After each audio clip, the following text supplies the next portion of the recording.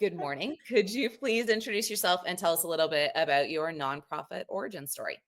Absolutely. So, thank you for having me. First of all, I'm always happy to be in conversation with you, Tasha. My name is Michelle Flores-Vryn, pronouns she, her, and I have been a nonprofit fundraiser for 15 plus years. And in terms of origin story, I always like to point out because I think it's interesting and unique that I started out in marketing and communications and then moved to fundraising. So, why does that matter? I think it matters because my approach to fundraising, whether it be special events or major gifts, it always has this deeply embedded Marcoms focus and care folded into it. Nice. One thing I always say about fundraising is I really consider it like a subfield of communications. Like we have created this whole designated field as something unique, which it is, but it's really we're in the business of storytelling, creating persuasive messaging, interpersonal communication. So I always think of myself as a communications professional at heart. I love that. I totally agree. The synergies, particularly as I started to move into the field and similarly marketing background communications, handling those things. But these are so intimately tied. They clearly have to be tied together, right? But there's often a lot of siloing between those departments in nonprofit. Yes, and one of my favorite things is to be the bridge builder between the development and marketing teams within nonprofits, even if those are just one people teams apiece. Like, I love bringing them together and having them really see each other as partners because it makes both sides work so much easier. So, anytime I can do that, I'm always down to do it. Love that. And what's your favorite part of working in this sector? I think my favorite part is I feel most like myself working in nonprofits. So, what does that mean? For me, it means I've always wanted to do really important things that make people's lives better. And this sector is the place for me to be able to do that. However, there's always a caveat. I do think we have a lot of areas to improve, and you can see my attempts to make those improvements through various things I'm involved in, whether it's the social impact staff retention survey or other projects. Yeah, you've been doing incredible work. And I know we initially connected on LinkedIn and it just has evolved from there, which I absolutely love. But you're highlighting so often through the social impact report. I know you have work that you've done with AFP Global and all of those sectors, the different spaces within the sector. There's a lot of challenges to this work, regardless of how much you love the work itself. Yeah, and of course I've this won't come as a surprise to anyone, but I've given a lot of thought to the origin of those challenges or how did we get here questioning because I do think that reflection is going to lead you to the real pathways to solution. And I think a lot of what happens in the nonprofit world is a mirror of what happens in the for-profit world or out in the world at Yep. large. And in the for-profit world, the way we would say this is we've really had this shareholder primacy of let's just make sure shareholders are happy stance for what the past 50 plus years. And in the nonprofit sector, I think we took on a similar stance at that time, but it manifested in different ways. We Yeah. really were concerned with growing our organizational budget and just making sure all the charts went up and to the right. If we were doing that, we felt successful. Yeah. But in our effort to do that, we lost a lot of the things that made this sector who we want to be and maybe who we were like for a little bit. I don't think we've ever really fully lived into our potential as a sector. And that's okay. I don't think even as human beings or individuals, we could probably say the same thing about ourselves. But I do feel like we're at a turning point now to where people want to move into that potentiality. They want to make sure it happens. And I know you get this because that's what the nonprofit Hive is about too. So it's if shareholder primacy isn't the right path for us, the question becomes, what is? How do we make our next steps? How do we make sure we don't take steps backwards? And how do we move forward in a way that maybe we really haven't ever done a good job at doing before? Yeah.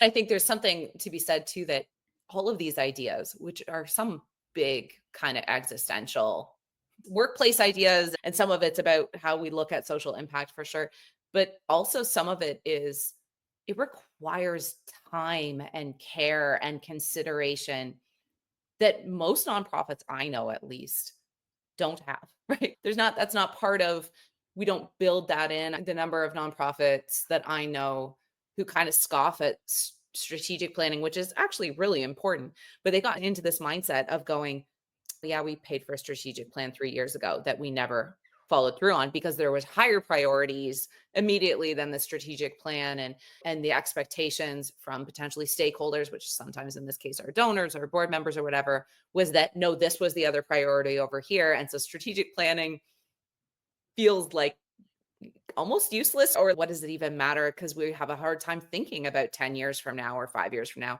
sometimes even a year from now, because we're so reactive in the sector all the time. Yeah. Yeah, what's coming up for me when you say that is there's this phrase that Seth Godin says a lot now because it's part of his newest book, This Is Strategy. And he says, "You're not sitting in the traffic, you are the traffic." And Mm, like what he means by that is recognize your own role in the system that you're in. Because like systems are just people. And I agree with you on the mindset towards strategic planning or maybe other things that take time and resources and care. But also, we have the agency to change that. I think the question becomes like, how do you influence people or encourage people to make that change? But I think it's all in our minds, right? At the end of the day, like all of this ends up being inner work, which is fascinating. That we have to think about why aren't we giving ourselves times to do this? And a lot of it is, I think, false urgency. yeah, And we have to ask ourselves and really understand why are we doing that so we can shift it. And I think we're doing it because we want to be quote unquote successful. And I think that goes back to how we define success. And we think if we're not growing, if we're not moving fast and breaking things, one of my least favorite phrases, then we're not doing the work. When in reality, the work is to take care of each other, to recognize our interconnectedness, and yeah. to imagine like new ways. And even like imagination takes time to do.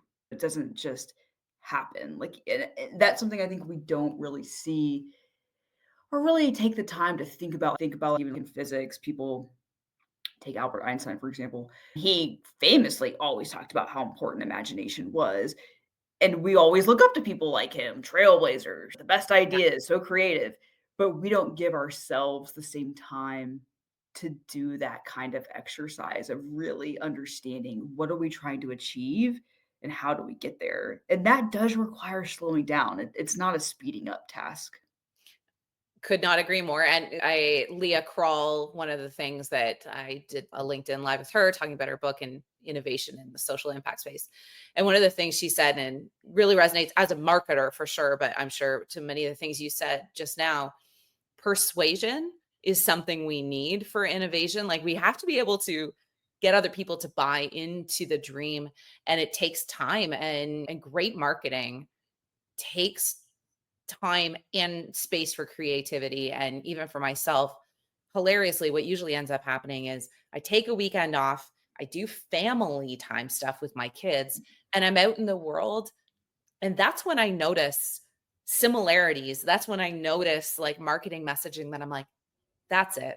And you put the dots together, but you can't be connecting dots when you're like head down. You don't have that. It doesn't work quite that way. And it actually takes space away from the rush and the madness for great marketing to happen. And we forget that it's no, that actually applies to a lot of things, right? Like not just marketing, but like a lot of different areas of our work. If we're looking for that moment of brilliance or a breakthrough, you have to like just take a step back and take a deep breath and probably enjoy your coffee and not reheat it for the third time. That's the thing that you probably need to do. Yeah, I think you're speaking to one of my most favorite things in life to think about, which is creativity in general. And my favorite book on this is Rick Rubin's book, The Creative Act, and it's a beautiful book. So if you're interested in creativity and thinking about the creative process, I highly recommend The Creative Act by Rick Rubin.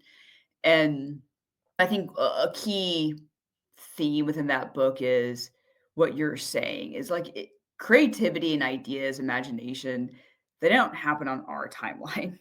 As Yeah. much as we would love for it to happen that way, that's not the way it works. But you do, as the vessel for creativity, you do have to be prepared when it does show up. And you can do Yeah. things like to do that. You can keep your mind clear and set space aside for deep thinking time. And these are like a lot of business gurus will tell you this. Like people have told us this from different angles, but I think that is directly in opposition to what we do today, which is very mechanistic, right? Like we think of Absolutely. things as like input output. And one of the phrases that kinda always gives me a little bit of an adverse reaction when people say it in fundraising is they say, you know, like, "We need this to be a fundraising machine." And language matters in these conversations, right? Absolutely. Language is so indicative of what we're really trying to say or how we feel about something. And what people are saying is, with fundraising machine, let's create a fundraising machine, is I wanna put in an input and get a certain output because that's what a machine is. And Yeah. it's very predictable. But in reality, let's take fundraising. Fundraising doesn't work like that. Like you can put in all the inputs in the world and not get the output that you thought would happen. And you didn't do anything wrong. And you can extrapolate this to just business in general, right? Like business doesn't work like that. Like business isn't a machine. Like you should have certain inputs and certain energy inputs and make things important and but you can't guarantee an outcome. And I feel like Yeah. that's something as us as humans, we really want things to go in a way that doesn't surprise us, but that's not like the way life down here on this planet works, right? Absolutely not. Absolutely not. And I think actually that is one thing I notice across the industry, across so many people in social impact that I talk to. There's no flex for there's no feelings of like flexibility for mistakes, flexibility in time, and for profit tends to build that in, right? Like they are like, no, you've got 10 hours to take X course. No, we're prioritizing this. This is important, right? In professional development and all those spaces.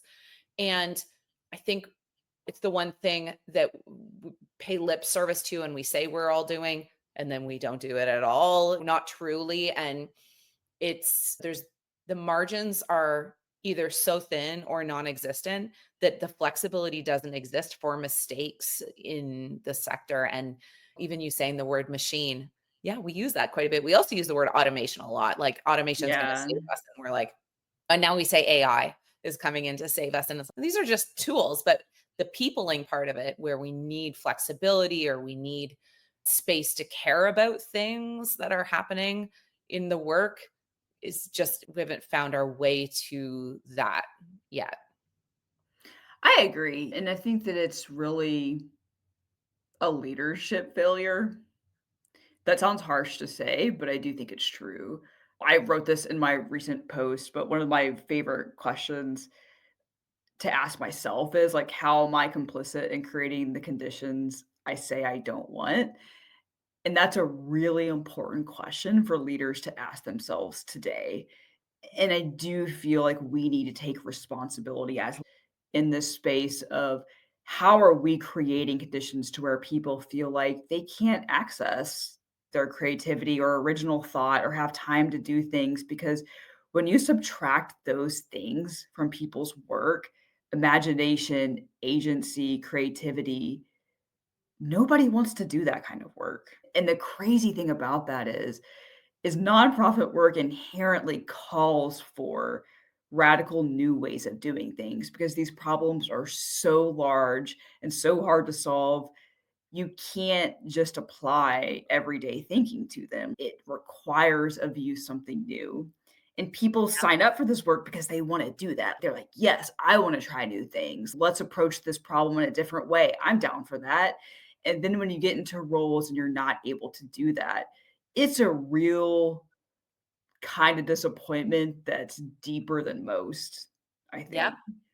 I think the people who come to this sector come with a level of passion that doesn't exist if you're like, I just like to do marketing work at Nike or my local school board or whatever it is. They're not moving into that role. It's just a job. But I think for so many people in nonprofit, this is serious for them, right? Like they come into this and accept a lot of conditions they know are going to exist because it's nonprofit, like less pay potentially compared to contemporaries and for profit. They know some of those things. And you highlighted it so brilliantly in this recent Hive article you wrote about this incongruence in nonprofit work.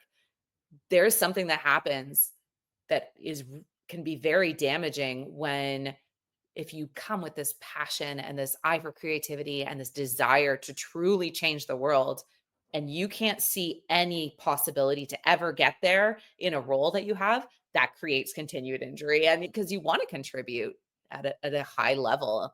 And yeah, there's expectations versus reality, and nonprofit work should be its own meme, I'm sure. Yeah, and also as someone who's been in the sector for 15 years, I feel like this is our time. You're like, this is like our game to lose, right? We with the newer generations of Gen Z, like they're so purpose driven and they want to contribute and do meaningful things. Yeah. Like we should have been prepared for their enthusiasm, for them wanting to come into this. And I do feel like as someone who's a millennial older than them, that we need to get our house in order so it's a healthy place and container for others to fulfill what they want to do.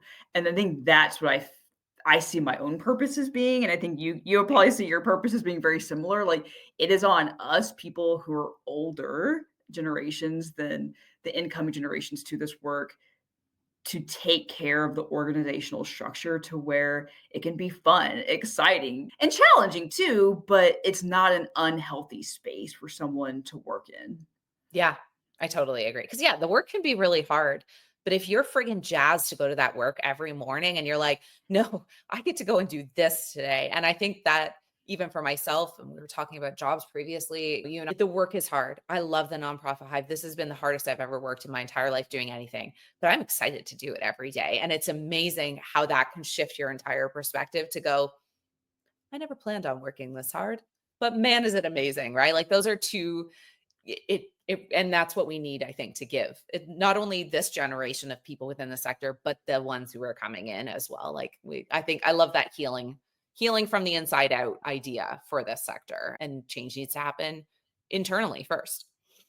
And the good news is, one thing I love about the nonprofit Hive is it gives visibility to people who believe the same thing and who are doing like the work, right? There are people doing the work, and I always try to remind everyone in my circles of this is yeah, it sucks. Like we have a lot of room to grow. However, there are people you can pair up with, give your energy to, who really are moving us in the right direction. So I think that's always like a silver lining. And we can't forget that because, hey, I'm like all one for complaining and making funny nonprofit memes, which is like one of my favorite pastimes. If you don't follow me on LinkedIn for the nonprofit memes, you should start.